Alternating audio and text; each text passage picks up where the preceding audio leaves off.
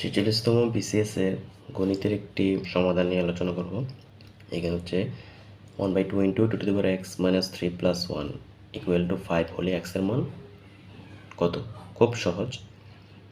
এটা হচ্ছে কিভাবে করব, এই যে half into 2 to the power x minus 3, এইটাকে আগে ভেঙে ফেলবো। Half into 2 to the power x into, এই যে এটাকে এইভাবে কীভাবে ভাঙতে হয়, 2 টু দি পাওয়ার মাইনাস 3, আর এই ওয়ানটাকে ওই পাশে নিয়ে যাব 5, এটা ওই পাশে গেলে মাইনাস 1। তারপর হচ্ছে কি খুব ইম্পর্ট্যান্ট, এই যে হাফ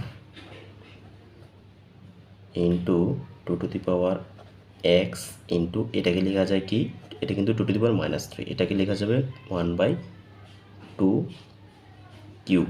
এই যে নিচে লিখলে এটাকে ইনভার্স আকার বিপরীত আকারে লিখলে 1/2 কিউব, এটাকে উপরে লিখলে আবার 2 টু দি পাওয়ার মাইনাস 3 এটা লেখা যায়। সমান সমান হচ্ছে 5 - 1 হচ্ছে 4।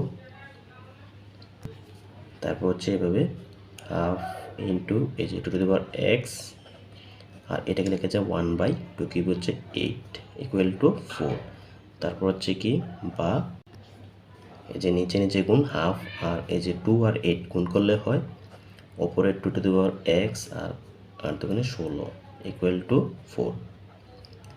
তারপর হচ্ছে কি, এই যে এটা আর গুণন 4 16 64, 2 to the power x equal to 64। তারপর